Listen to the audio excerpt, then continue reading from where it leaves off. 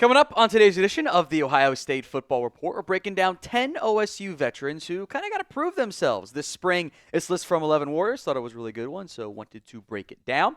We will aim to do continuous more videos here on the Ohio State Football Report. More is more. We want to keep getting videos out for you guys with spring practice, essentially here. Help us grow by sharing today's video on social media. First up is C.J. Hicks, who is reportedly making the move from linebacker to edge, which I am very intrigued by and might allow him to get on the field and make an even bigger impact faster this upcoming season.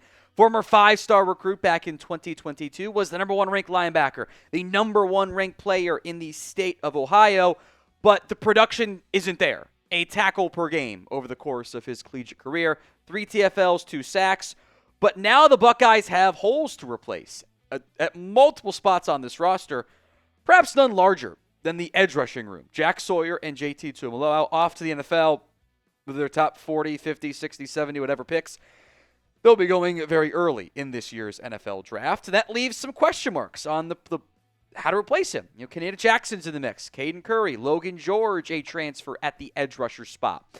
My guess here is that you will see Matt Patricia kind of utilize more of a stand-up edge. Think 3-4 outside linebacker. I think C.J. Hicks and maybe even some other guys they've brought in transfer portal could fit that mold pretty well. Lincoln Kienholz is next up here, and this is, hey, you want the job? This is your only chance. You have to earn it in the spring and the fall, and I still have my doubts that ends up happening, but this is a chance for him to prove himself. Or else this year, next year, he might end up back in the transfer portal and at least establish himself as the veteran quarterback backup the same way Devin Brown. He could go on the Devin Brown path, right? Doesn't win the starting job. The higher rated guy has it instead, but he's the number 2 and transfers to a Power 5 school to showcase what he can truly do in a year. He's barely played. It's essentially not impactful. 10 of 22 for 111 yards. That's not translatable over the course of a season, but this is something to monitor in terms of how does he look? Can he at least be your QB2? Does he look so good he beats out Sayin, or does he look really bad and it ends up being Tavian St. Clair as the 2? Now, I want you guys to drop in upperclassmen, so we'll still do juniors and seniors, that you've got your eye on this spring for me in the comments section of today's show. If the ad comes here on YouTube, take advantage of it. Head down there and let me know. Lorenzo Styles Jr. is next up, and this is one of my favorite names to include on the list because I need somebody to step up in this secondary. Jordan Hancock, kind of under the radar, I think, played a pretty big role for the Buckeyes in 2024 as the nickel corner. Probably gets drafted, by the way. I think he's an under-the-radar player, or was an under-the-radar player, and I need Lorenzo Styles, or somebody else, but we're going upperclassmen here, to step up and earn that job. Here's what Tim Walton said on Styles. We're excited about it. He has a big upside, but we have to see it play out because Jordan has played a lot of snaps the past several years. Lorenzo doesn't have as much experience with that, but he works really hard. He's sharp, detailed, puts in the time. This will be a good spring for him to see what he can do in a new role and see how versatile he can be for us. To an extent, that's like a polite way of challenging a player. Of like, we're excited, this is his chance. And it's now or never for Styles. Either he shows up, he takes on a key role in the secondary, or they feel they need to go to a younger guy. Styles kind of is just sitting there as a backup and, gets an undrafted free agent chance or something up in the NFL. The secondary needs help.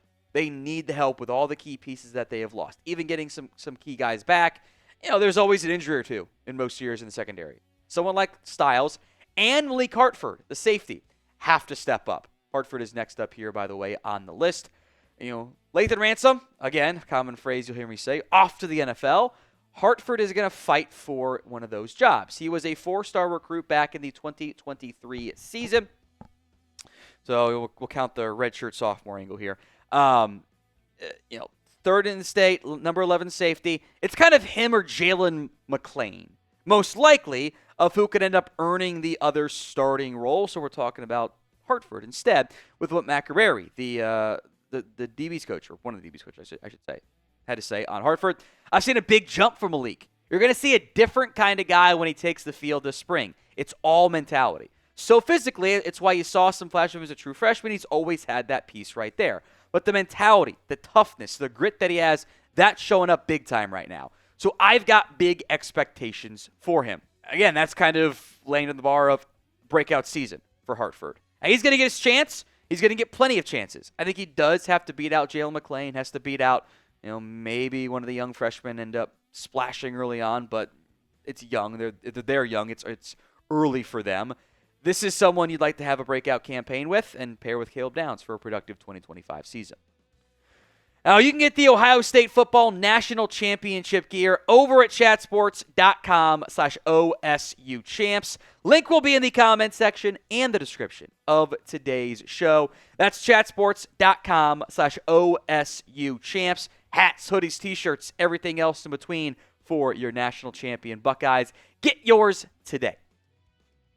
Next up is tight end Jelani Thurman. And there's obviously pressure coming in from the transfer portal, which I think is going to play a key role there. But Thurman has played 20 games and just doesn't have much to show for it yet. 6 catches, 60 yards, and a score. The majority of that coming in this past year, 4 catches, 42 yards. Will Kazmarek played a role. Max Clare is the presumed tight end 1, but Thurman's got really intriguing size at 6'6", 258.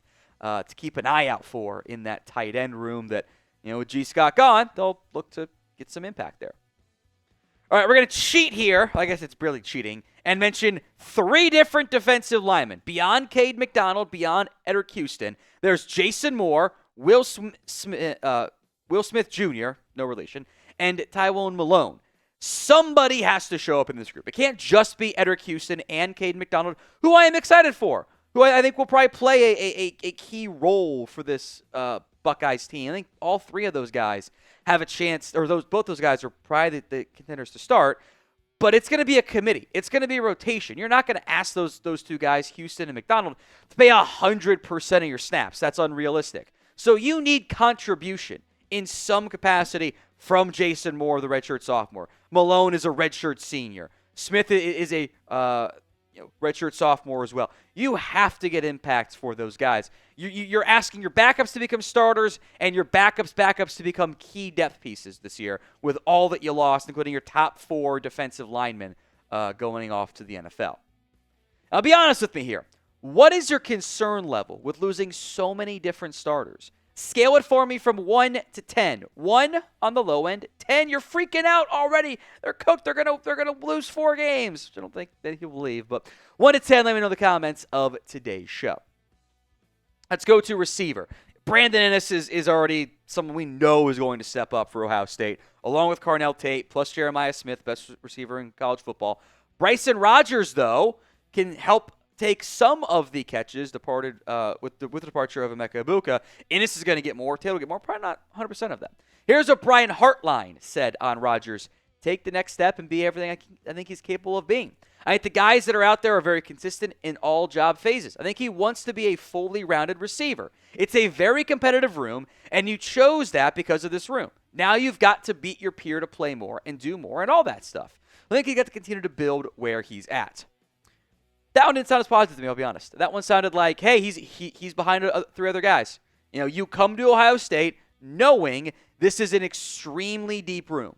You know that you have to earn it, and if you earn it, you're going to be an early round NFL draft pick. So, in a way, I think it's kind of challenging Rodgers to earn it and showcase he can be that guy.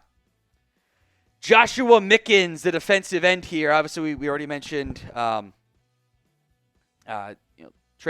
position switch for CJ Hicks. There's Caden Curry. There's Yada Jackson. I am curious to see what Joshua Mickens can do, though, for this team. He is kind of an undersized, listed size edge at 6'3", 233, which could fit kind of well if the Buckeyes do kind of have that stand-up edge, the more of that 3-4 outside linebacker this year. Mickens, certainly someone to keep an eye out for. Now, we will have, as promised, more Ohio State football YouTube videos for you here on the channel. So make sure you guys are subscribed. YouTube.com/GoBucks.